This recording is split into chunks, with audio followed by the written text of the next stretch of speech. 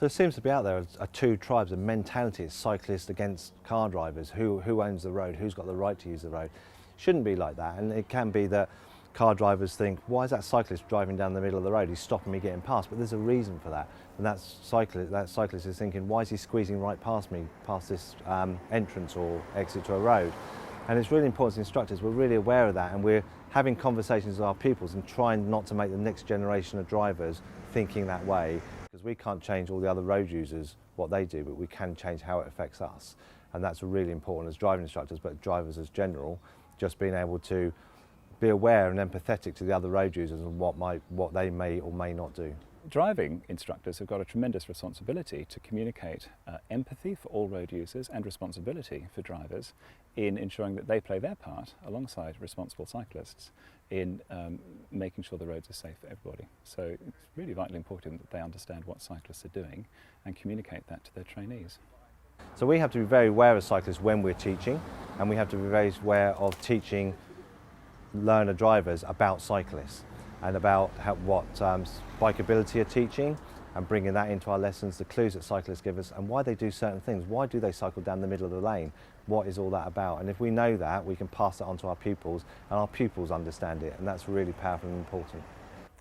Primary position is perhaps one of the most controversial aspects of the national standard and bikeability training based on it.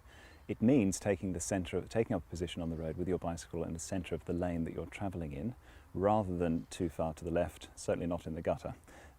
It's the other position that's most widely used is secondary position, and that's to the left of the stream of traffic, perhaps a metre out from the side, again, certainly not in the gutter. So cyclists who have been trained are used to working with those two positions, primary and secondary. They're called primary and secondary because primary suggests the optimal position for a cyclist. Primary position does appear counterintuitive to those who've not experienced it, not been trained to use it. Natural instinct would suggest you'd want to get out of the way of the traffic, ride in the gutter, or take your bike off the road if it's too scary.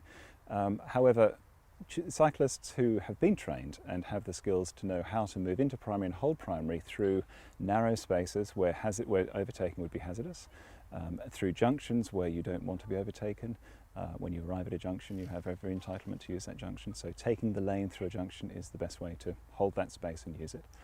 It gives tremendous confidence when you know how to do that. As instructors, it's really important that we make pupils aware, and we're aware ourselves of other road users on the road, whether it be cyclists, pedestrians, people in disabled buggies, that we are sharing the road with everyone. They have the right to be there as much as we do.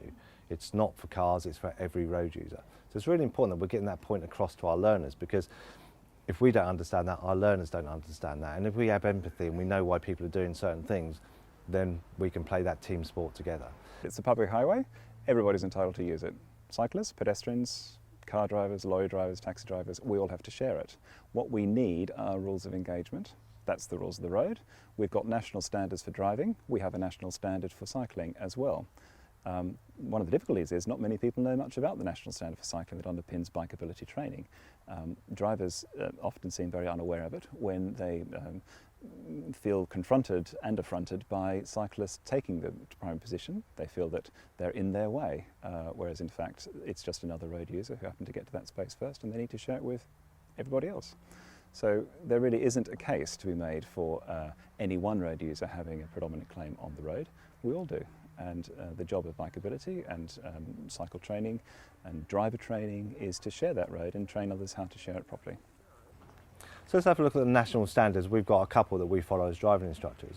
And I'm going to read it out just because learning it verbatim is not my role, as if you know me, you know that. So this section that says cooperating with other road users. Give other road users enough time and space to perform manoeuvres. So that's not just turn the road, it can be turning left and right, slowing down, all those types of things. The rules that apply to other road users, so why cyclists are doing what they're doing, for example, particularly drivers of large vehicles or vulnerable road users such as cyclists and motorcyclists, and the position they may select on the road as a result. So it's really important that we are aware of those things ourselves, so we know why those things are happening, and we can then relate that to our pupils. Imagine this situation where you're driving along and you see a cyclist in front of you, and a bus is approaching from the other side. You'd very much like to get past the cyclist, but the cyclist moves out into the middle of the lane. Why would they do that? You have to imagine it from the cyclist's perspective. They're aware that there's not enough room for you to pass them while the bus is coming on the other side, and they're preventing you from making the wrong decision. So they're helping you, actually, by putting themselves in a way so you won't go forward when there isn't room to do it. The risk to the cyclist is quite great there. If they don't do that, they're going to be squeezed into the gutter and there's not enough room to cycle there. So by moving out, they're protecting themselves and you and the bus and all its passengers. They've taken quite a responsible decision there, and a brave one sometimes if they're not very confident to do that. In places like the Netherlands, they have much better infrastructure than us for cyclists. And we don't tend to have a great infrastructure for cyclists. We have cycle lanes that just end or go on for a little bit and stop, or very thin and aren't very useful for cyclists. And it's getting your pupils to be aware of those things and how to act, and why cyclists are going to do certain things in given circumstances, and how to react to those situations. Bikeability is one solution amongst several to getting more people cycling more often and more safely. It's not an infrastructure solution, it's a behavioural change solution, education and training to equip people with skills and confidence to cycle on the road as the roads are today.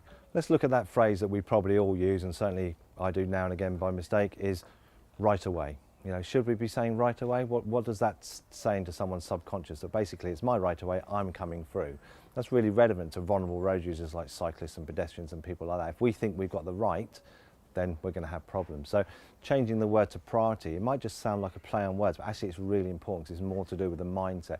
We have priority, we can give priority, but we can't take priority, and that's a really good phrase to use. So that builds in a pupil's mind that I've got the priority, but actually it might be better to let this person cross and then I can carry on, rather than I have the right of way to push my way through.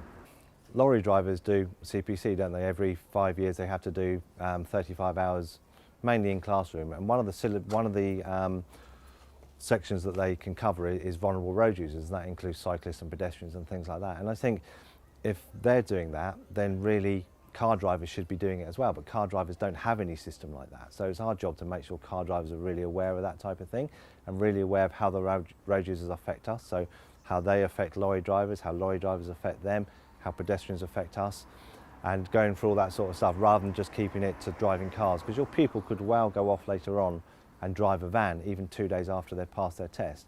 And what's the vision like? Is it different? Are cyclists going to catch them out a little bit more if they're driving a van? The van's slightly wider, for example, so they're going to encroach on cycle lanes. So it's quite important that we're covering that type of stuff with our learner drivers as well. So if you've got people that comes to you, dig a bit deeper, find out what they've done. Do they cycle? Have they been on the course? How did they feel about that? How long ago was it? Do they cycle regularly? How can they bring that into their driving? Okay, so look at some myths and misunderstandings. There's things out there like cyclists have to have insurance, cyclists have to wear their crash hat. Should cyclists pay road tax because on the road? We don't pay road tax either, but that's another discussion. You know, do they have to use cycle lanes? All those things come up, and if you have a conversation with your pupils and they say those things in a negative way maybe, it's quite important that you have a conversation and that you're not judgmental yourself, because I certainly hear instructors being judgmental about cyclists. They should do this, they shouldn't do that, what are they doing? It's really important that we don't do that, because we're feeding knowledge to this person, we're feeding an attitude, aren't we? As instructors, they pick up on our attitude, and it's really important that our attitude is correct, because they can feed on that attitude when they're with us.